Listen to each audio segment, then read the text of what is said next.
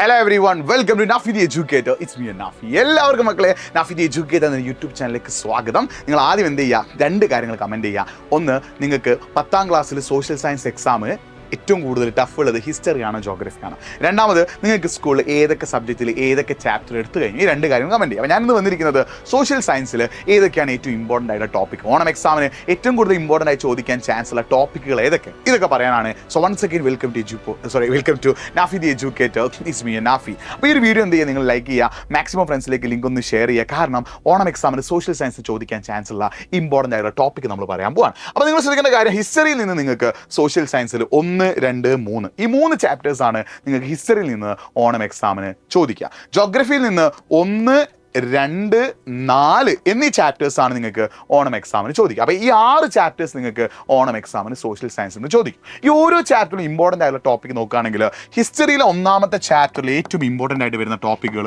ഇതാണ്. അതായത് എന്തുകൊണ്ടാണ് റിനൈസൻസ് അഥവാ നവോത്ഥാനം ഇറ്റലിയിൽ സ്റ്റാർട്ട് ചെയ്തത്, ഹ്യൂമനിസം ആൻഡ് സ്കോളാസിസ് അല്ലെ, മാനവികതയും സ്കോളാസിസവും, അതേപോലെ തന്നെ നവോത്ഥാന അല്ലെങ്കിൽ റിനൈസൻസ് അല്ലെ, നവോത്ഥാന കല, അതായത് നവോത്ഥാന ലിറ്ററേച്ചർ, അതേപോലെ സാഹിത്യം, പെയിൻറ്റിങ്സ്, അവിടുത്തെ ചിത്രരചന, ആ കാര്യങ്ങളൊക്കെ നിർബന്ധമായിട്ട് പഠിച്ചു. ഇതിൽ ഒരുപാട് ആളുകളുടെ പേരുകൾ പഠിക്കുന്നുണ്ട്, പേരുകളും അവരുടെ വർക്കുകളും പഠിക്കുന്നുണ്ട്. അതും വളരെ വളരെ ഇമ്പോർട്ടൻ്റ് ആണ്. പിന്നെ റിഫോർമേഷനും കൗണ്ടർ റിഫോർമേഷനും, മതനവീകരണവും പ്രതിമത നവീകരണം, ഇതിലൊക്കെ ഒരുപാട് ആളുകളുടെ പേര് പഠിക്കുന്നുണ്ട്. അത് വളരെ വളരെ ഇമ്പോർട്ടൻ്റ് ആണ്. ഇനി നമ്മൾ ജോഗ്രഫിയിലെ 1ാമത്തെ ചാപ്റ്ററിലേക്ക് പോകുമ്പോൾ ഇത്രയും ടോപ്പിക്ക് നിങ്ങൾ പഠിച്ചു വെക്കണം. അത് തന്നെ 5 മാർക്കിൻ്റെ എസ്സേ ചോദിക്കാൻ ചാൻസ് ഉള്ളത് ജോഗ്രഫിയിലെ 1ാമത്തെ ചാപ്റ്ററിൽ നിന്നാണ്. അതിൽ factors influencing distribution of temperature, താപനില വിതരണത്തെ സ്വാധീനിക്കുന്ന ഘടകങ്ങൾ, ഗ്ലോബൽ പ്രഷർ ബെൽറ്റ്, ആഗോള മർദ്ദമേഖല, ടൈപ്സ് ഓഫ് റെയിൻഫോൾ, മഴ തരങ്ങൾ, ഇതൊക്കെ എന്താണ് എസ്സേ 5 മാർക്കിന് ചോദിക്കാൻ ചാൻസ് ഉള്ള ഇമ്പോർട്ടൻറ്റ് ടോപ്പിക്കാണ്. അപ്പോൾ ഈ ടോപ്പിക്കുകളൊക്കെ ഓർത്ത് വെക്കണം. ഇതെല്ലാം എക്സാമിന് ചോദിക്കുക. Especially air current, wind, different type of wind ഉണ്ട് അല്ലേ, വിവിധ തരത്തിലുള്ള കാറ്റുകളുണ്ട്. അത് നിങ്ങൾ എന്ത് ചെയ്യണം, പഠിച്ചു വെക്കണം.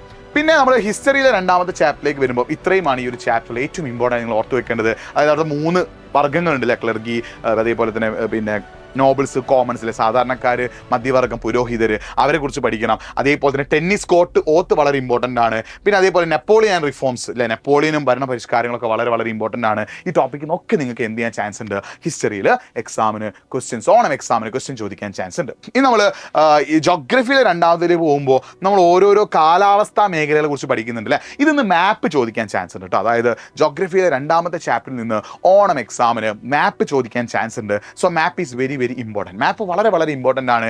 ഓണം എക്സാമിന് ജോഗ്രഫിയിലെ 2ാമത്തെ ചാപ്റ്ററിൽ നിന്ന് മാപ്പ് ചോദിക്കാനുള്ള ചാൻസ് ഉണ്ട്. അപ്പോൾ നിങ്ങൾ ശ്രദ്ധിക്കേണ്ട കാര്യം, ഇത് തന്നെ ഇക്വറ്റോറിയൽ ക്ലൈമറ്റിക് റീജിയൻ, ഭൂമധ്യരേഖ കാലാവസ്ഥ മേഖലയും, തുന്ദ്ര ക്ലൈമറ്റിക് റീജിയൻ, തുന്ദ്ര കാലാവസ്ഥ മേഖലയും നമുക്ക് 3rd ചാപ്റ്റർ കുറെ കൂടി ഡീറ്റെയിൽ ആയിട്ട് പഠിക്കാനുള്ളത് കൊണ്ട് തന്നെ ബാക്കി 6 ക്ലൈമറ്റിക് റീജിയൻ, അതായത് മൺസൂൺ ക്ലൈമറ്റിക് റീജിയൻ, മൺസൂൺ കാലാവസ്ഥ മേഖല, സാവന്ന ക്ലൈമറ്റിക് റീജിയൻ, സാവന്ന കാലാവസ്ഥ മേഖല, ഹോട്ട് ഡെസേർട്ട്, ഉഷ്ണമരുഭൂമികൾ, ടെമ്പറേറ്റ് ഗ്രാസ് ലാൻഡ്സ്, മിതോഷ്ണ പുൽമേടുകൾ, മെഡിറ്ററേനിയൻ ക്ലൈമറ്റിക് റീജിയൻ, മെഡിറ്ററേനിയൻ കാലാവസ്ഥ മേഖല. ഈ ഓരോ കാലാവസ്ഥ മേഖലയുടെയും ക്ലൈമറ്റിക്കൽ ഫീച്ചേഴ്സ്, അവരുടെ കാലാവസ്ഥ സവിശേഷത, അവിടുത്തെ ടെമ്പറേച്ചർ എത്ര, അതെത്ര, ഇതെത്ര എന്നൊക്കെ പഠിച്ചു വെക്കണം. പിന്നെ നമ്മൾ ക്ലൈമറ്റ് ചേഞ്ച്, കാലാവസ്ഥ മാറ്റത്തെക്കുറിച്ച് നോക്കണം. അതേപോലെ തന്നെ how we can reduce the climate change, എങ്ങനെയാണ് നമുക്ക് കാലാവസ്ഥ മാറ്റം കുറയ്ക്കാൻ പറ്റുക, അതും എന്ത് ചെയ്യാറുണ്ട്, എക്സാമിന് ചോദിക്കാറുണ്ട്.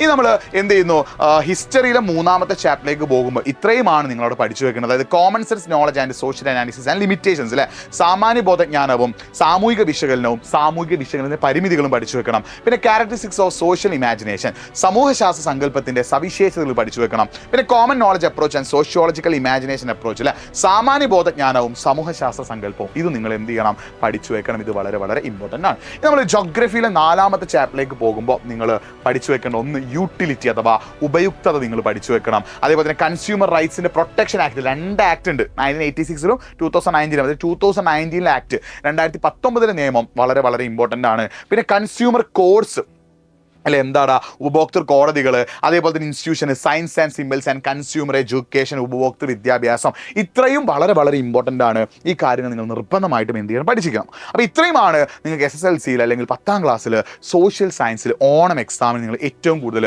ഇമ്പോർട്ടൻസ് കൊടുത്ത് പഠിക്കേണ്ട ചാപ്റ്റേഴ്സിലെ ടോപ്പിക് എന്ന് പറയുന്നത്. അപ്പോൾ ഈ ടോപ്പിക്ക് നിങ്ങൾ നല്ല വൃത്തിയിൽ അടിപൊളിയായിട്ട് ജിൽജിലായിട്ട് പഠിക്കുകയാണെങ്കിൽ നിങ്ങൾക്ക് ഓണം എക്സാമിന് സോഷ്യൽ സയൻസിൽ ഫുൾ A+ അല്ലെ, സോഷ്യൽ സയൻസിൽ A+ ഞാൻ ഉറപ്പ് തരുന്നു. അപ്പോൾ ഈ പറഞ്ഞ ടോപ്പിക് ടോപ്പിക്കുകൾ ഞാൻ ഇതിൻ്റെ സൈഡ് നിങ്ങൾ സ്ക്രീൻഷോട്ട് എടുക്കാം. ഈ ഒരു ടോപ്പിക്കുകൾ നിങ്ങൾ എന്ത് ചെയ്യണം, നിർബന്ധമായിട്ട് പഠിക്കണം. ഇനി നിങ്ങൾക്ക് എന്തെങ്കിലുമൊക്കെ ഡൗട്ട് അല്ലെങ്കിൽ സംശയങ്ങളുണ്ട്, എന്തെങ്കിലുമൊക്കെ മോട്ടിവേഷൻ വേണം, സ്റ്റഡിപ്പൊക്കെ വേണമെങ്കിൽ nafi.eduport എന്ന എൻ്റെ ഇൻസ്റ്റാഗ്രാം പേജിലേക്ക് ഒന്ന് മെസ്സേജ് അയച്ചോ.